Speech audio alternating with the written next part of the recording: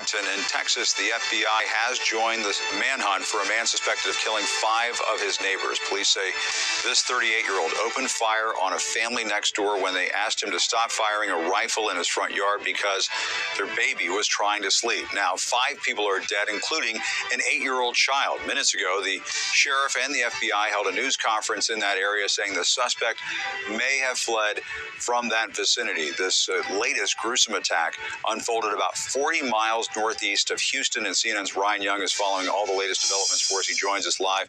Ryan, the sheriff of the FBI, they just wrapped up a news conference a few moments ago. What did we learn? Yeah, Jim, this has been troubling all day long as we've been following the developments. And, of course, we'll put their face up one more time because they're looking for Francisco Oropeza. But what we're learning from the Sheriff's Department and the FBI right now, they seem like they were tracking a device, which we believe was a cell phone.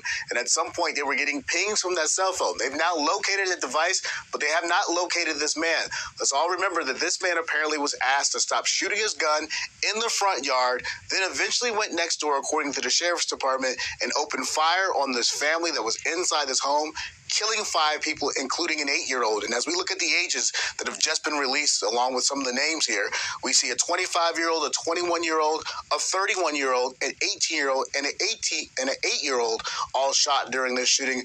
This is something that has shaken that community. Listen to the FBI talk about what they consider this man to be right now. We consider him armed and dangerous, and we're not going to stop until we actually arrest him and bring him into custody.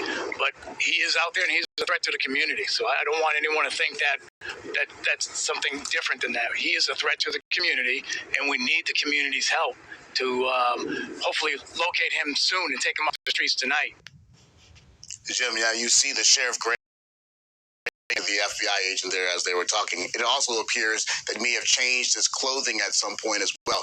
So not sure right now. They're not saying whether or not he was communicating with someone. They believe he's still on foot. And of course, that's why that picture that we're putting up is so important, because the more eyes on that picture, which they weren't sharing earlier on the day, maybe the more phone calls they can get into their centers that they have set up to increase this manhunt. So we now know they have a device, electronic device that they were tracking at some point that's no longer with this man. And you have those 5 people who were killed inside this home. On top of that, Jim, there were 2 other children in that home that 2 of the women's bodies were on top of, because it appears they were shielding those kids from the bullets. They were all shot execution style, which just